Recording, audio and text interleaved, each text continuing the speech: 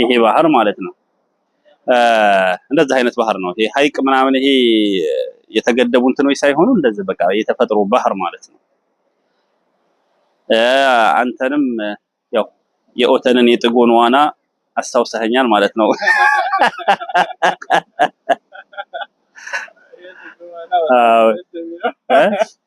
እዛ በአመት ሁለት ጊዜ ወይ ሶስት ጊዜ አጋጣሚ ጎርፍ ሄዶ ባህር የተወሰነ እንትን ኩሬ ነው የሚባለው እሱ ሲሰራ ነበር ምንዋኘው እዚህ እንደምታየው ሁሌ በፈለክ ሰዓት መተህ መዋኘት ትችላለህ ማለት ነው በተለይ ላንተ ማለት ነው ለአህለል ጅዳዎች ማለት ነው ኢንሻአላህ ያው የሚደንቀው እንደዚህ አይነት ቦታ ብቻ ደስ አይልም ያው ወንድም ጋር ነው አዎ ይሄው ቦታ አላውቅም አሰን ብቻ ደስ አይልም ወይ ቤተሰብ ጋር ነው የሚል ልጆች ጋር ሚስት ጋር ቤተሰብ ጋር ነው ደስ የሚለው ወይ ጓደኛ ጋር ነው እንጂ ብቻ ያን ያክል አይደለም ድምቀቱ ብቻ እና እዚህ ቦታ ተመቶ ጋዝ አብራችሁ ነበር ማን ነበር ይሄው መላጣ ወንድማችን አብደል ከሪም አለ የሚገርም ትንሽ በይኑልኝ ይሄ ቦታ ምን ይመስላል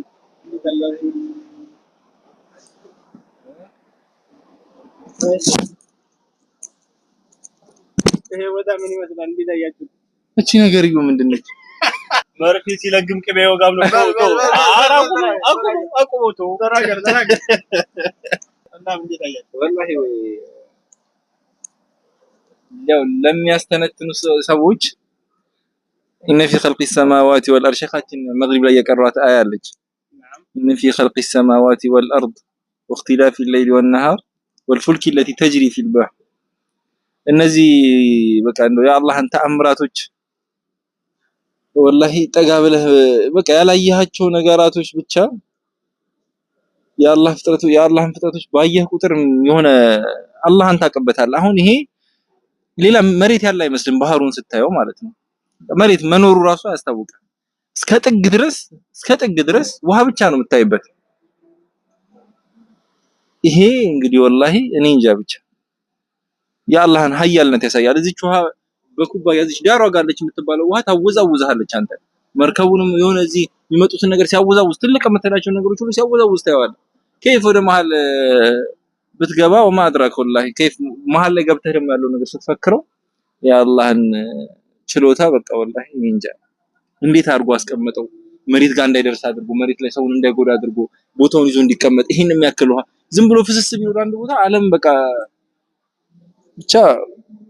የአላህን ተአምራቶች አይቼበታለሁ አላህ ሁሌም እሱን አውቀውት ከሚገዙት ተገዝተውት ወደውት ከሚገዙት እሱን ከሚወድላቸው ስራቸውን ከሚወዳቸው ባሮች አላህ ያድርገን አሚን ያ ረብ سبحانك اللهم وبحمدك اشهد ان لا اله الا انت استغفرك واتوب اليك جزاك الله خيرا ወንድማችንም ኤልያስ جزاك الله خير እና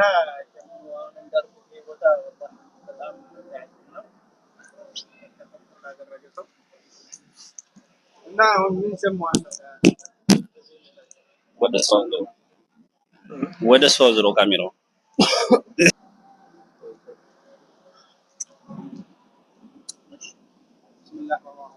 الحمد لله رب العالمين الصلاه والسلام على رسول الله بسم الله الرحمن الرحيم الحمد لله رب العالمين الصلاه والسلام على رسول الله صلى الله عليه وسلم والله ይህ ቦታ ዛሬ የመጣንበት ቦታ በጣም የሚያጅብ ቦታ ነው እንደመናገር እና እኔ አሁን የባህር የሚባለው ነገር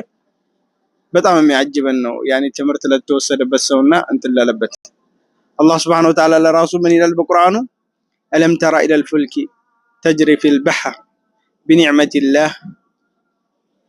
ليريكم من آياته إن في ذلك لآيات إلى آخر الآية እና ይህ በቃ እንደው አታይም እንዴ تجري في ألم ترى إلى الفلك تجري في البحر በባህር ላይ ስትል ያቺ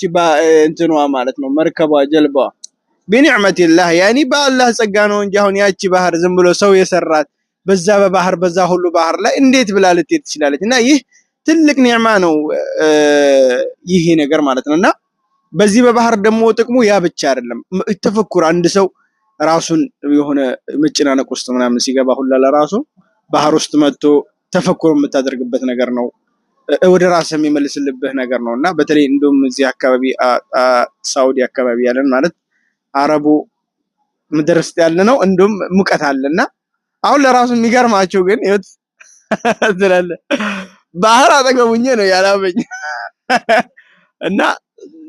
በጣም የሚገርም ነገር ነው። እኔ ወላሂ በጣም ነው ደስ ያለኝ። በዛ ላይ ደግሞ ከወንድም ጋር መሆኑ ነው ትልቅ ደስታን በደስታ ላይ ይጨመራልን። ብቻ ቃላቶች አጥሮናል። ኢንሻአላህ የአላህን አያት እናስተነትን አላህ አድርገን። ወአኺሩ ደዕዋና አልሐምዱሊላህ ረብል ዓለሚን።